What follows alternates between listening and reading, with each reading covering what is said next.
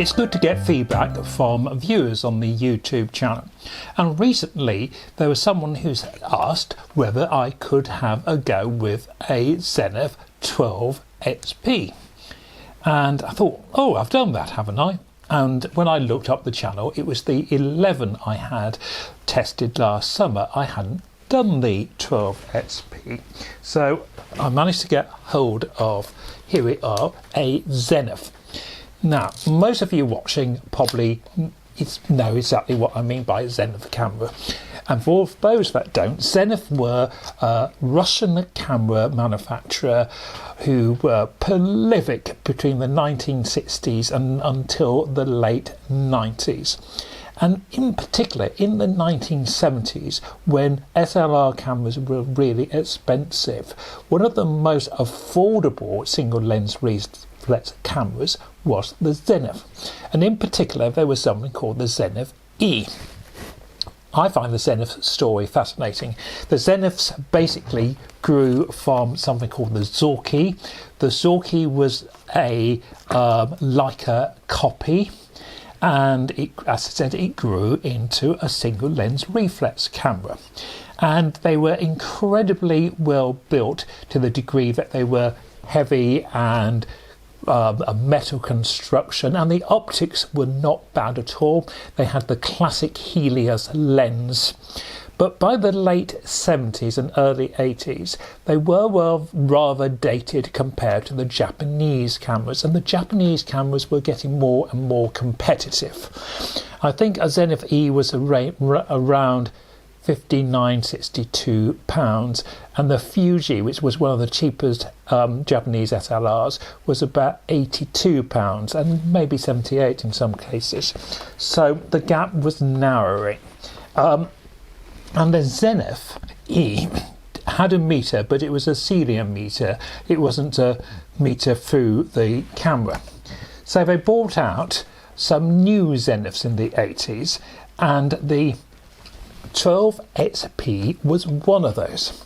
And where this was such a advanced camera was it had through the lens metering, so when you half press the shutter, the diaphragm goes down, and you've got 3 LEDs, and you move the aperture until you get the middle LED. Now, unfortunately, these electronics haven't lasted too well, and although on this 12 XP I've managed to get new batteries and the LED does light up, the metering doesn't actually work. Only one of the LEDs work. However, because this is a manual camera, it's still very straightforward to use and is a very usable camera. The classic lens to put on this would be a Helios 44. However, I put a Tessa on here. The great thing about these cameras are that they are the M42 Pentat screw fit. So there's literally millions of lenses out there you can put on these cameras.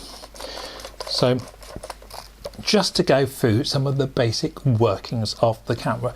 If you want to test it with the batteries go in there. They open up by pulling the re-rind. We have a focal plane shutter. It's nice and solid in here, and we'll manually put a film through here to here and rind on. Now you have to remember to set the counter. It's not a self-setting counter. You must set it to 0, and it will then count up from 0. Okay. We have only a small collection of shutter speeds. We've got B to 1/500th of a second, which is absolutely fine. And this was a change in design compared to the Zenit E. This is quite sophisticated. The E, you have to lift them up a bit. And this is just easily rotating here. So to use, we basically focus through the lens. We set our aperture according to either a meter or a sunny 16 rule. So I was using this on a bright sunny day, so on the whole I was at f16, or if it got a bit duller, f11. and you simply focus, aperture, take, wind on, and you continue like that. At the end of the film, you have to press and move this little colour here down, freeze it down, and that then releases the crank of the rewind of the sprocket there, and then you can rewind back. Again, another big improvement on these later Zeniths was that you have this crank here. The earlier Zeniths didn't have this. Now, I'll be honest, in the 80s I looked down on these, and when I was teaching A-level photography for a long time, I would sort of shudder when a student brought in one of these. I think I was being unfair, because actually with a decent lens, and even with the Helios, they can be sharp cameras. I really enjoyed using this completely manually. I found it was, you couldn't ever describe it as ergonomic, but it feels, as it is, solid. It makes a good click. You aren't cluttered by electronic stuff. It's basically you thinking about your composition,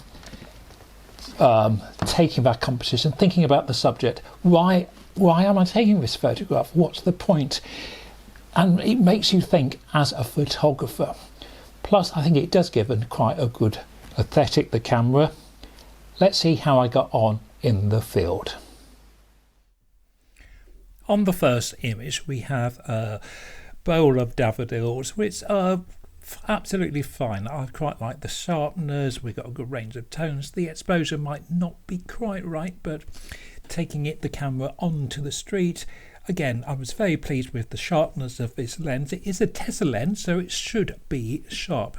Now, for all of these photographs, I was using a camera without the exposure meter, so I was using the Sunny 16 rule, which on the whole has worked quite well, as you can see here. I liked the range of tones. The camera was very smooth to operate, and in some senses I found it easier to use than a Zenith E. I think because I was using it without a meter, that actually made it easier to use. It felt very solid. It's a good rate. I was able to hold it easily on a slightly slower shutter speed if I felt I wanted to. Again, this is a little bit into the light, but it's absolutely fine. A little bit grey. As I said, really pleased with the detail. The matching of this lens and this camera I felt really worked well. It would be interesting to use the Helios. I do have some Helios lenses, but as I said, I liked this combination of lens and camera. I was quite surprised with how well I actually liked using the camera. I think because I was so much concentrating on what I was seeing and not on thinking about, oh, what exposure mode do I want to use, or do I want to do this, or do I do that. I was simply setting the aperture, selecting my shutter speed, and looking surely is the most important thing when we come to photography. I think it's quite easy to forget why we are taking photographs, and even though the purpose of taking these was on the whole to test the camera, but I find it fascinating to see how high streets change, and the time of day and the light.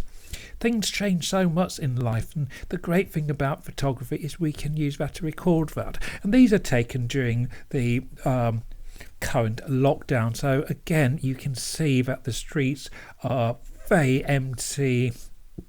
This is outside a coffee shop, which would normally be really busy. This is about the centre of town in Dorchester, and it is extremely quiet. So these photographs are also a little bit of a record of lockdown. I was very pleased with the light. It was about 4:30 late February in the afternoon. So in conclusion, I really enjoyed using this Zenith, something I never thought I would actually say I enjoyed using a Zenith. I know there's lots of people who like them out there, and if you haven't tried one, then you are in for an experience. Thanks for watching.